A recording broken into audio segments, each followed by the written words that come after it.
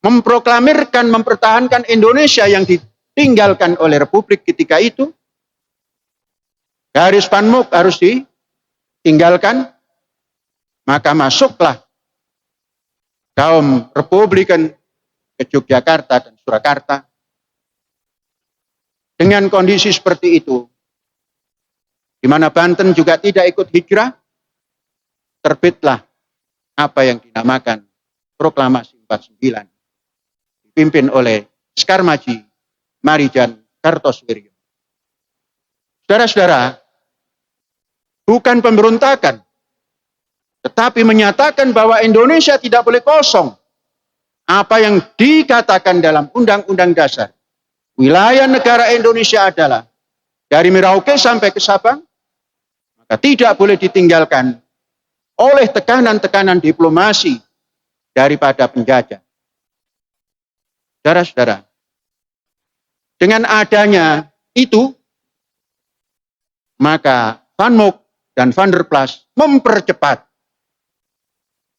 September diadakan konferensi meja bundar untuk menyerahkan Indonesia, namun penerimanya bukan Republik Indonesia, penerimanya adalah Republik Indonesia Serikat yang berbagai macam, kecuali yang diproklamirkan oleh Sekar Maji Marijan Kartosoewirjo. Saudara-saudara sekalian, diambillah, tibalah saatnya Indonesia di bawah kekuasaan bangsa Indonesia, namun masih berbentuk Republik Indonesia Serikat.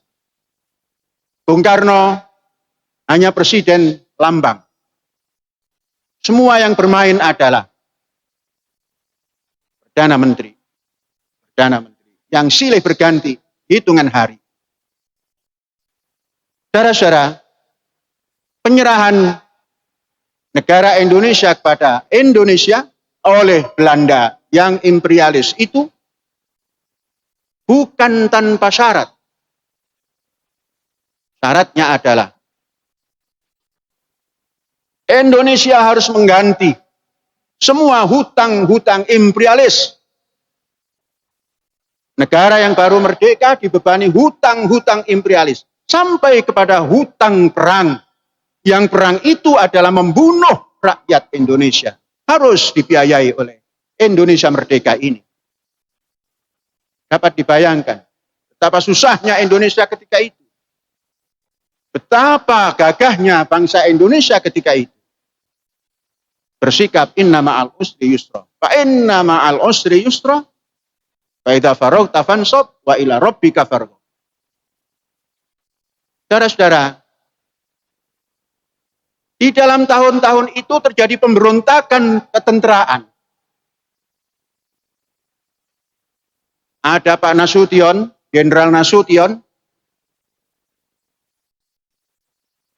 mengarahkan moncong senapan ke istana, maka Nasution dipecat. Tapi belum ada pengganti, ditampilkan lagi, tahun 58, maka perwira-perwira menengah dan tinggi tidak sepakat, karena Nasution adalah pemberontak. Dari ketidaksiapan itu, tentara-tentara di luar Jawa membuat divisi-divisi sendiri untuk melawan pemerintahan pusat. Berdirilah di sana PRRI di Sumatera, Permesta di Sulawesi.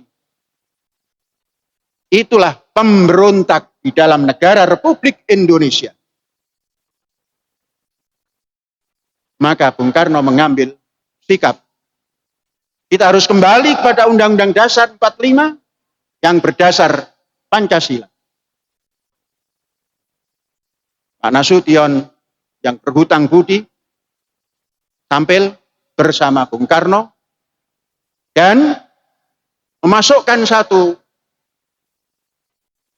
ide pada Bung Karno menciptakan dwi fungsi ABRI.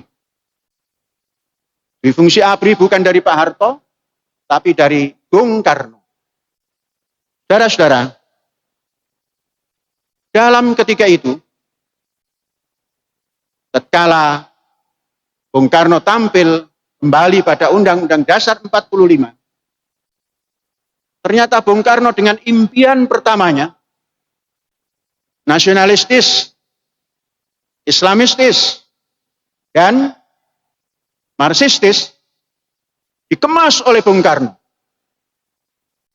Terciptalah manifesto politik dan Usdek Manipol, dan selanjutnya penyatuan antara nasionalis, agamis, yang tadinya Marxis dirubah menjadi komunis, Nasakom. Saudara-saudara, semestinya Bung Karno ketika itu masuk dalam tatanan yang telah ada di Undang-Undang Dasar 45 dan Pancasila yang ada. Kemudian dalam Pancasila pun Bung Karno masuk dalam sikap awalnya kala menyampaikan pidato 1 Juli ketika berdirinya kata orang hari ini Pancasila. Padahal Pancasila yang sekarang ada terbit tahun 45 Agustus 18. Saudara-saudara, dalam Pancasila Bung Karno masuk dalam pengertiannya sendiri. Diperaslah Pancasila menjadi Trisila. Diperas lagi menjadi Ekasila. Dikumandangkan Ekasila identik dengan gotong royong. Kemudian bergeraklah Nasakom. Kemudian terjadilah pembunuhan terhadap jenderal-jenderal Angkatan Darat yang terkenal dengan gerakan 30 September. Saudara-saudara, gerakan 30 September merupakan titik nadir daripada pemerintahan Bung Karno. Bung Karno tumbang melalui sidang umum yang ditolak pertanggungjawabannya oleh Majelis Permusyawaratan Rakyat atau DPR dengan judul Nawaksara. Setelah itu tampillah tokoh militer. Tokoh militer yang memahami perjalanan sejarah militer, yang dekat dengan panglima besarnya, kala masih kolonel, itulah tokoh yang dianggap menyelamatkan ketika itu.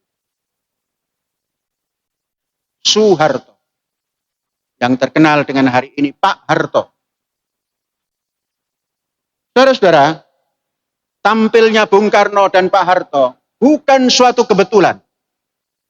Bung Karno memang gigih memperjuangkan kemerdekaan Indonesia. Pak Harto memang punya garis, punya benang merah perjuangan rakyat Indonesia. Dari sejak perjuangan kemerdekaan sampai dengan menelusuri kejadian 1965 September 30, sehingga menemukan dan mengambil sikap bahwa penggeraknya adalah Partai Komunis Indonesia. Saudara-saudara, memang sejarah itu kalau ditafsirkan hari ini bisa multitafsir. Namun kalau mengikuti kejadian ketika itu, orang akan berkata walaupun tidak tepat, mirip dengan kejadian. Memang sejarah ketika terjadi, itu laksana orang melihat gajah. Yang dari mana dia melihat? Tatkala melihat dari depan, dia hanya melihat telinga yang besar, belalai yang panjang, dan gading yang gagah. Namun tatkala melihat dari belakang, dia hanya melihat seutas tali yang kecil yang tercantel dalam onggokan batu besar. Kalau dilihat dari samping, dia akan melihat ada nyamuk ataupun ada lalat yang menempel di dekat telinganya, yakni mata. Itulah nyanyian Jawa, gajah-gajah, kowe tak kandhani. Moto kaya laron, siung loro kuping gede. Itu. Jadi sejarah kalau dipandang ketika terjadi saja itu banyak simpul. Apalagi jauh setelah terjadi.